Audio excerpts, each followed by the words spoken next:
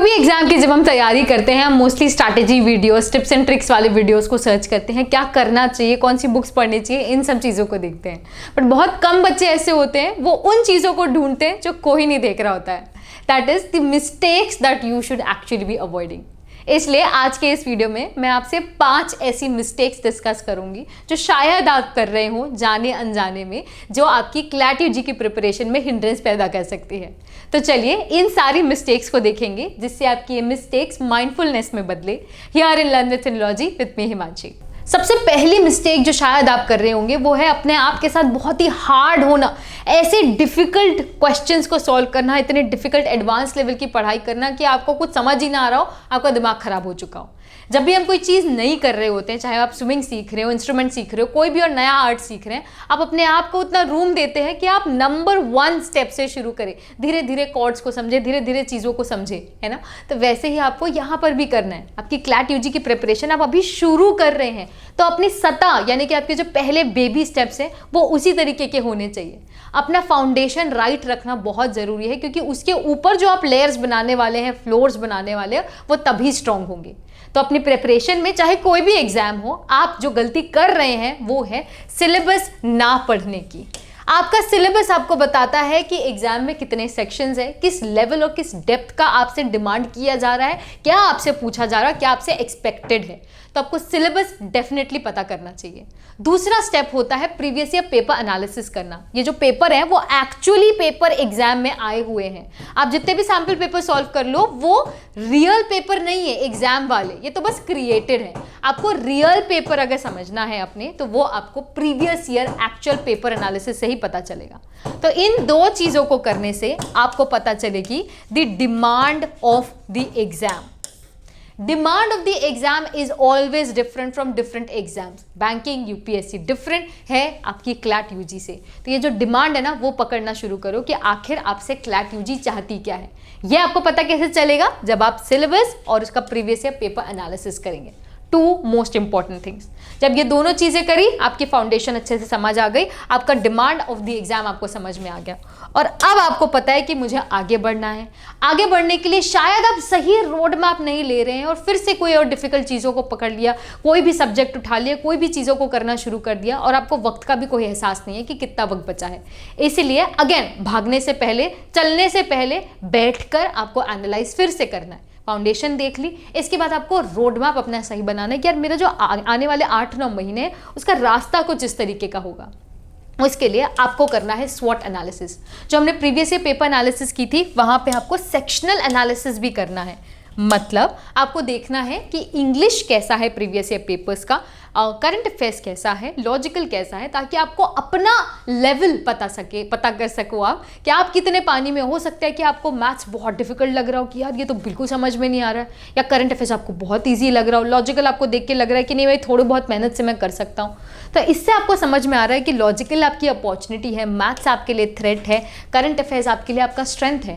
तो ये एनालिसिस हर बच्चे की अलग होती है जो वो शायद नहीं कर रहे होते हैं। तो ये एनालिसिस जब आप करोगे ना तब आपको समझ में आएगा कि आपको वक्त कहाँ इस्तेमाल करना है, क्योंकि अपॉर्चुनिटी जहां पर है आपको दिख रहा है कि लॉजिकल थोड़ा प्रैक्टिस करने से ज्यादा मार्क्स आ सकते हैं तो उसमें आप ज़्यादा टाइम दोगे। करंट अफेयर्स में आपको लगता है कि थोड़ा सा टाइम देने से ही मैं बहुत अच्छे मार्क्स ला सकता हूँ या ला सकती हूँ, तो उसमें आप कम टाइम दोगे। इसी हिसाब से आपको दिख रहा है कि थ्रेट बहुत ज़्यादा है तो आप उसमें मेहनत और ज़्यादा करोगे, रेगुलर प्रैक्टिस करोगे, है ना। इसलिए ये जो रोड मैप की मैं बात कर रही हूँ वो बहुत ज़रूरी है, जो शायद आप नहीं कर रहे हैं और जो आपके लिए आपके टाइम को मैनेज करने में मदद करेगा। ये है time management, which I think a lot of students are anyways doing it, but we have to do it right. आपके पास आपका स्कूल होता है, स्कूल की पढ़ाई होती है, उसके बाद फिर आपको ये सब भी पढ़ना है, तो उसके साथ समय को मैनेज करना बहुत ज़रूरी है। इसलिए you should know what to prioritise. This would again be different for every other student. ये मेरी अपनी स्ट्रैटेजी हो सकती है कि मुझे करंट अफेयर्स को बहुत ही ज़बरदस्त तरीके से पढ़ना है ताकि एक भी क्वेश्चन ना जाए। ये मेरी अपनी स्ट्रैटेजी हो सकती है कि मैं मैथ्स को बेयर मिनिमम करके जाऊंगी और थोड़ा बहुत करके जाऊंगी। तो ये आपको समझना है कि आप कितना अपने थ्रेट लेवल्स को फेस करना चाहते हैं, कितना अपॉर्चुनिटी को ग्रैब करना चाहते हैं, कितने वीक एरियाज को स्ट्रॉन्ग करना चाहते हैं और कितने स्ट्रेंथेंड एरिया पर कंटिन्यूसली वर्क करते रहना चाहते हैं। उस हिसाब से अपने दिन का हिस्सा उसे दीजिए, उस हिसाब से अपने वीकेंड में रिवीजन उतना कीजिए, उस हिसाब से अपने महीनों को डिवाइड कर लीजिए कि एक महीना मुझे पूरा लॉजिकल करना है, मुझे 2 महीना सिर्फ मैथ्स करना है। Only then would you understand कि हाँ, मेरा जो रोड मैप बनाने का, जो फाउंडेशन बनाने का मिस्टेक था, वो मैं यहाँ पर करेक्ट कर पा रहा हूँ या कर पा रही हूँ। Time is a very crucial weapon, therefore क्या पढ़ना है, कितना पढ़ना है, ये तो डेफिनेटली आपको पता होना चाहिए। तो make sure you are not making this mistake.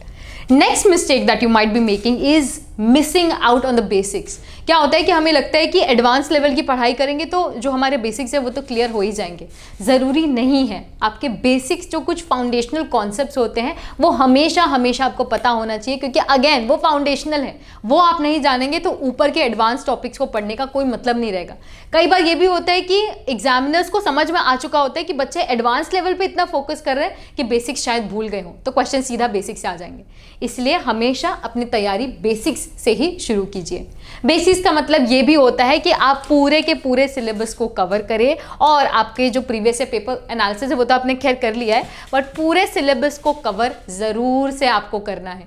ये क्या होता है, मैंने ये देखा है कि मैथ्स के सब्जेक्ट को काफ़ी सारे बच्चे निगलेक्ट करते हैं, ये कह के कि थोड़ा डिफिकल्ट होगा, 8 से 10 नंबर का ही तो आता है, तो maybe that might not count. But let me tell you, अगर सभी बच्चे ऐसा सोच रहे हैं कि ये उतना इंपॉर्टेंट नहीं है, तो वही इंपॉर्टेंट हो जाता है, क्योंकि बाकी सब वो 4 सेक्शन तो कर रहे हैं, इसी को नहीं कर रहे हैं। इसी सब्जेक्ट से फिर आपको एज मिल जाता है आपके रैंकिंग में और आपकी प्रेफरेंसेस में।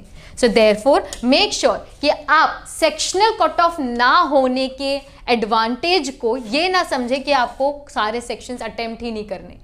आपके क्लैट यूजी में सेक्शनल कट ऑफ नहीं है कि आपको कम से कम 10 नंबर तो लाने ही है लॉजिकल रीजनिंग में, ऐसा कुछ नहीं है। तो उस चक्कर में शायद आप मैथ्स कर ही ना रहे हो या कोई और लॉजिकल ना कर रहे हो। तो अगर ऐसा आपकी कोई भी सोचे किसी भी सब्जेक्ट को लेके, तो वो मत करना, because that could be detrimental to your particular preparation. I am using maths as an example here because this is more of a general perspective कि मैथ्स नहीं करते हैं, जाने देते हैं, तो ये आपको नहीं करना है। मैथ्स और any other subject that you are leaving must not be left, because that is part of your syllabus and that is going to create an impact. कई बार हमको लगता है पूरी तरीके से छोड़ दिया, और जब एग्जाम हॉल में देखते हैं तो यार ये तो बहुत ईजी था, थोड़ा सा पढ़ाई कर ली होती तो वहां पे मार्क्स आ जाते। ये हमने लास्ट ईयर देखा था। तो ये मिस्टेक आप जरूर ना करें बिल्कुल भी, because average in all the subjects, in all the topics जो आप कर रहे हैं 5 सेक्शंस, वुड मीन कि आपका ओवरऑल स्कोर जो है वो गुड पैकेज बन के आ रहा है। तो इसलिए कोई भी टॉपिक, कोई भी सब्जेक्ट को छोड़ना नहीं है। Last mistake that you might be doing is not approaching the मॉक्स in the correct manner. देखिए, मॉक्स जो होते हैं उससे आपको स्वॉट एनालिसिस में मदद मिलती है। आपको मदद मिलती है ये समझने में कि टाइम को कैसे मैनेज करना है एग्जाम हॉल में, क्योंकि यही तो आपको 120 क्वेश्चन देते हैं, 120 मिनट देते हैं। आप अपने आप को देख पाते हो कि अच्छा मैं एग्जाम हॉल में कैसा परफॉर्म कर रहा हूँ या कर रही होंगी। तो ये 2 चीज़ें तो डेफिनेटली मॉक्स हमें मदद करते हैं, और बिल्कुल हमें मॉक्स लगाना है, वरना हमें पता ही नहीं चलेगा एक्चुअली हम कितने पानी में हैं, राइट। बट यहाँ कुछ चीज़ें जो पर्सपेक्टिव आपका गलत हो सकता है, वो है कि मॉक को ही रियल एग्जाम की तरह आप देख रहे हैं। अगर मॉक्स में आपके अच्छे मार्क्स नहीं आ रहे तो आपको लगेगा कि मेरे एग्जाम की प्रिपरेशन ही पूरी तरीके से बेकार है, अब मेरे से कुछ होना ही नहीं है। डिसहार्टन हो जाना, 100+ मार्क्स नहीं आ रहे मतलब एग्जाम में भी नहीं आएंगे, ऐसा सोच लेना। वहीं उल्टा ओवर कॉन्फिडेंट होना कि अगर 100+ मार्क्स हर मॉक में आ रहे हैं मतलब एग्जाम हॉल में भी ये होने वाला है। ध्यान रखिए कि जो हम प्रिपरेशन कर रहे हैं ना, ये अभी भी मॉक है, मतलब ये हम स्टिमुलेट कर रहे हैं एग्जाम लाइक सिचुएशन, ये एक्चुअल एग्जाम नहीं है। पिछले साल के एग्जाम भी आप देखिएगा, हम प्रिपेयर बहुत कुछ कर रहे थे, डिफिकल्ट से डिफिकल्ट के लिए कर रहे थे, और एग्जाम में आ गए एकदम सिंपल क्वेश्चंस। तो कुछ भी सरप्राइज हो सकता है, कुछ भी हो सकता है। तो कभी भी मॉक्स को रियल एग्जाम के साथ आपको जोड़ना नहीं है। बस ये कोशिश करना है कि मेरा जो पिछला मॉक था उससे मैं बेहतर परफॉर्म करूं, बहुत अंडर कॉन्फिडेंट ना रहूं, बहुत ओवर कॉन्फिडेंट ना रहूं, बीच में बैलेंस्ड अप्रोच के साथ रहूं। ये आपको ध्यान रखना है।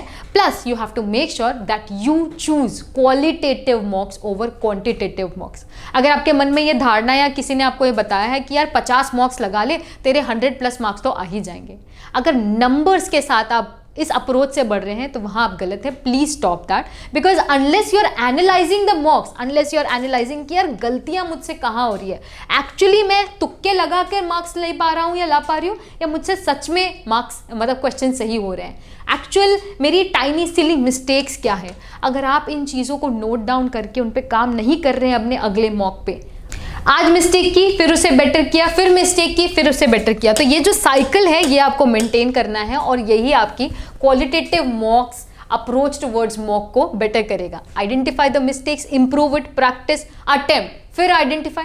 तो अगर आप इस सर्कल में चलते हुए चलेंगे, आप देखेंगे अपना जो ग्राफ है वो कितनी जल्दी से आपका तेजी से बढ़ता है। I had a word with the toppers as well, और उनका ये बिल्कुल अप्रोच है कि quality over quantity. So make sure you are not doing this mistake. इन सारी मिस्टेक्स के अलावा you could also possibly not be working on your reading comprehension skills. शायद आप पैसेज को सही तरीके से अप्रोच नहीं कर रहे हैं। अगर आप इसके बारे में जानना चाहते हैं, मेरा वो वीडियो जरूर देखिए जहाँ मैंने पैसेज हैक्स के बारे में बताया। शायद आप सही तरीके से, सही टाइमली मैनर में रिवीजन नहीं कर रहे हैं, जो कि एक बहुत बहुत बहुत इंपॉर्टेंट चीज़ है, क्योंकि आप भूलते हुए चले जाएंगे। ये आपकी मेंटल कंडीशन है हर दिमाग की, तो रिवीजन ज़रूरी है। अगर आप पॉजिटिव माइंडसेट के साथ नहीं हैं, प्रोक्रेस्टिनेट कर रहे हैं, जाने देते हैं, 8-9 महीने तो बचे हैं अभी, या फिर अगर आप कंसिस्टेंट नहीं हैं, ऐसी बहुत सारी और मिस्टेक्स हैं जो शायद आप कर रहे हो। इन सारी मिस्टेक्स पे अपनी जो गैप है उन्हें फिल करने की कोशिश जल्द से जल्द कीजिए। और अगर आप इन पे साइमल्टेनियसली हमारे साथ काम करना चाहते हैं हमारे कोर्सेज के थ्रू, तो make sure that you enrol in our CLAT UG courses. I have a current affairs course, I have a legal reasoning course, then I have a whole bunch of CLAT UG course जो specifically इसी के लिए बनाया गया है कि आपके इन सारी मिस्टेक्स को हम कवर कर सकें। उनमें सारी तरीके की आपको टिप्स एंड ट्रिक्स बताएं, आपको सब्जेक्ट एनालिसिस दें, मॉक्स दें, और सारी तरीके की मदद प्रोवाइड करें जिससे आपकी क्लैट यूजी की प्रिपरेशन अच्छी हो। तो प्रोक्रेस्टिनेट ना करके जल्दी से उस कोर्स में एनरोल कीजिए, जिसका लिंक नीचे दिया गया है। So with that I really hope कि अब आपको समझ में आया है कि अपनी मिस्टेक्स को माइंडफुलनेस में बदलना कैसे है और उस पर काम कैसे करना है। अगर आपको ये वीडियो अच्छा लगा then do let me know in the comment section below. I love to hear it from you. Also अगर आप क्लैट यूजी के अराउंड कुछ और स्ट्रैटेजी वीडियोस देखना चाहते हैं, किसी भी और टॉपिक पे देखना चाहते हैं, मुझे कॉमेंट करके जरूर बताइएगा। Do like, share and subscribe. Keep learning and I shall see you in the next one.